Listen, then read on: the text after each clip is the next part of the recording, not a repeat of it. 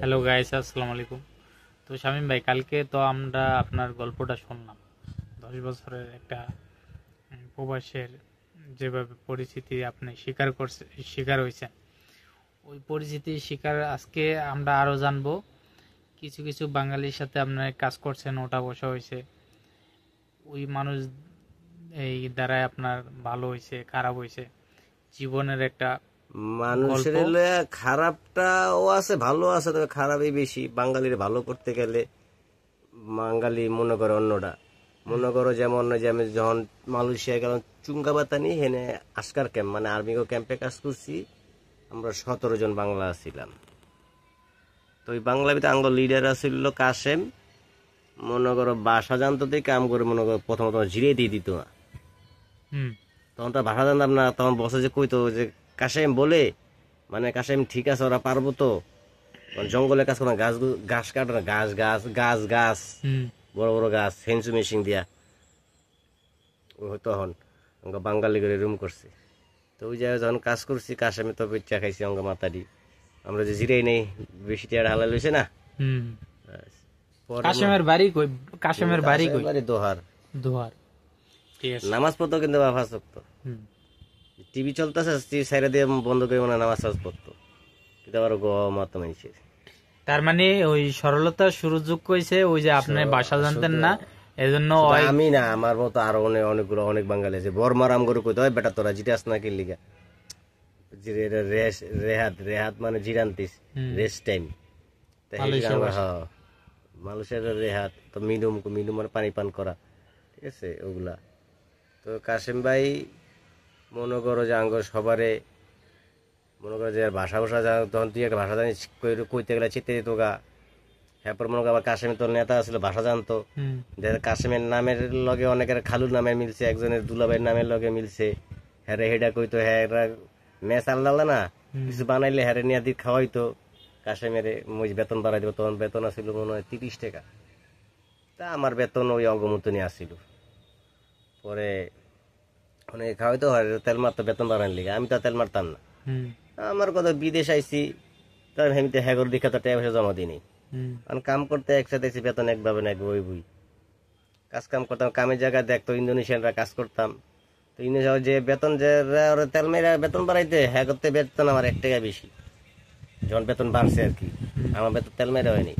ওই যে কাশেমের কইতারি নাই বাইরা খান এটা খান, আমি এটি কই না। আমি ওই তেলবাজিতে বাংলাদেশে যেমন বিদেশ হয় এমন তেলবাজিতে নেই বেতন। কামে বেতন চেহারা দেখে, আর বিদেশের চেহারা দেখে কোনো কাম নেই। বিদেশ হলো কামের পয়সা, চেহারা দেখে না। কাজ যে কাজ ভালো চেহারা যায় মনে হয় বেতনও হেমন পাইব। আল্লাহ দিলে বেতন কামাইছি না 70-80 টাকা 100 টাকা রোজও কাম করছি লাস্ট লাস্টে। এই কাম মনে করো এদিক থেকে ওদিকে কাজ কাজ করলাম কতদিন। ক্লান্তানে আসলাম মনে হয় যে 9 মাস। চুঙ্গাবাতানি চুঙ্গাবাতানি হলো কেডা ডিস্ট্রিক্ট, চুঙ্গাবাতানি জায়গার নাম মনে আসলাম। ওদিকে থেকে পরে গেলাম হইলো ক্লান্তান। ক্লান্তানে ওই আর্মি ক্যাম্পে কাজ করছি। এই যে কেডা যাওয়ার আগে ক্লান্তান যাওয়ার আগে কেডা ডিস্ট্রিক্টে কাজ করলাম। ঈদের ছুটিতে কাম নাই, কাজ আছে গাড়ি চালাইলে। একটা ট্রাক আসছিল। তো যে কাশেমি কইছিল সামি তুমি গাড়ি, আমি হেরে কইছিলাম যে গাড়ি হয় এবার ইন্দোনেশিয়ার লগে কইছে। ইন্দোনেশিয়া আবার দিয়ে গাড়ি দিয়া ট্রাইও করছে যে ভাব পারি। তো যাক পরে গেলাম যে হালায় গাড়ি চালাম ওই যে মাটি কাঁচা মাটি দিয়া পারি। পরে গাড়ি চালায় মনে কর সপ্তাহখানিক গাড়ি চালা কাম দিয়ে আমি চিন্তা করছি যে আমি যদি কাজ যদি চলে গাড়ি চালাই আমিও কাম পাই, মানে আমাকে বাঙালি ভাইগুলো কাম পাইব।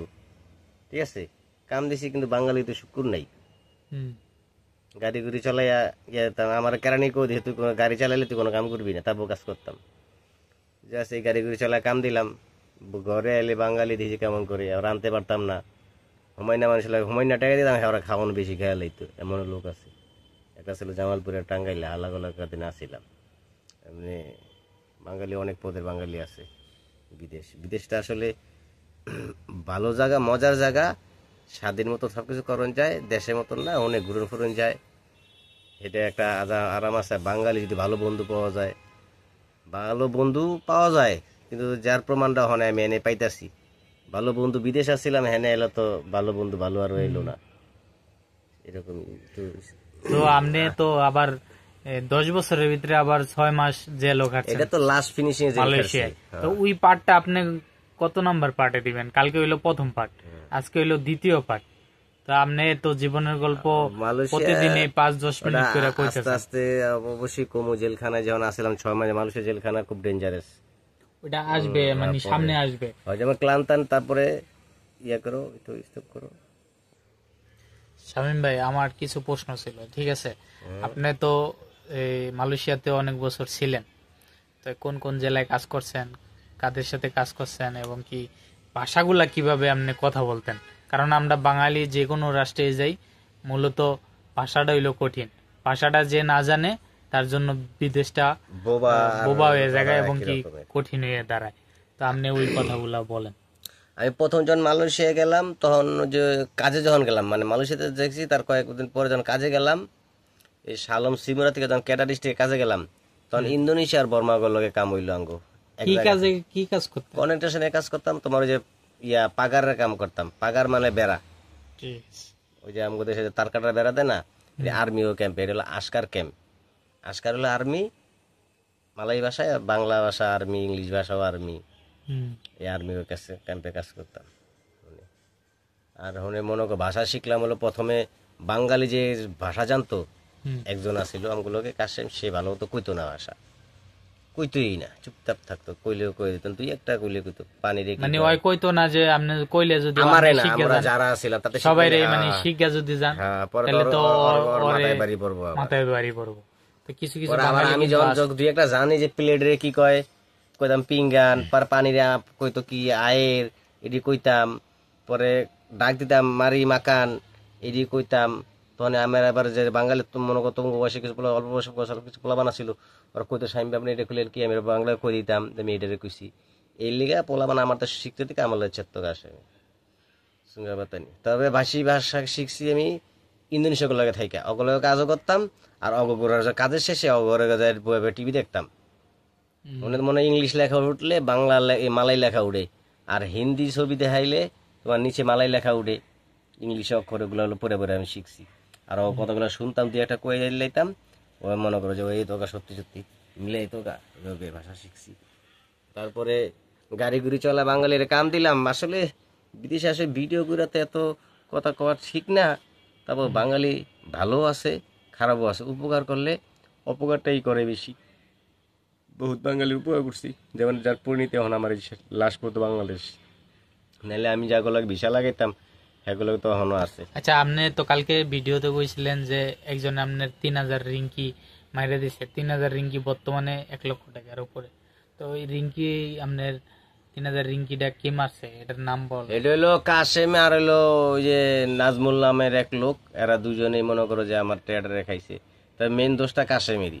ওই যে নাজমুল যশোর বাড়ি লোকটার মনে হয় সম্ভবত, ওই লোকে না, এই যে কাশেমি আমার টাকাটা মারছে। তো কইলে হালায় টাকা খাইলে ওর তো অশান্তি লেগেছে। আমার টাকা খাইছে, ওর বাংলাদেশে পাঠাইছে, ওর ভাইয়ে তোর লগে দরগা লাগাই দিছে, টাকা খাইয়া লাইছে। হালাল টাকা খাইয়া হজম করতে পারে না। হয়তো দেয় নাই আমারে, কিন্তু ওর তো অশান্তি লাগছে।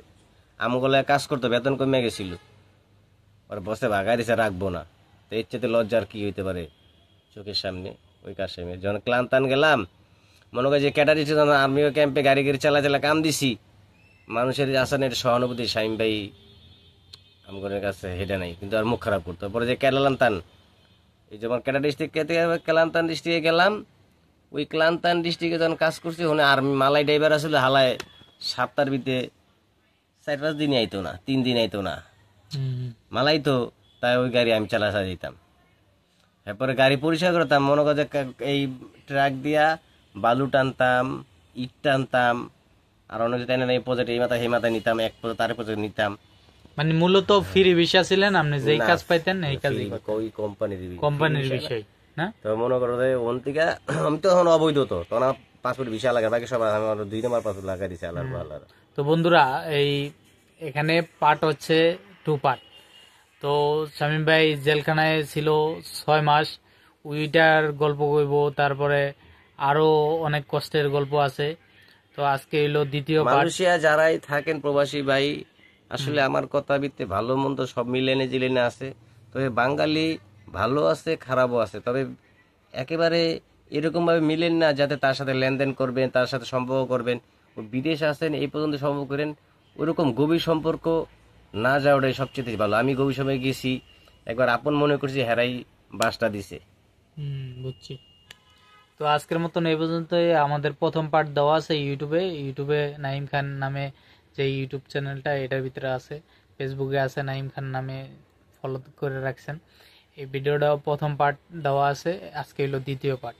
তো জেলখানায় কি কষ্ট করছে এগুলার গল্প আসবে সামনে।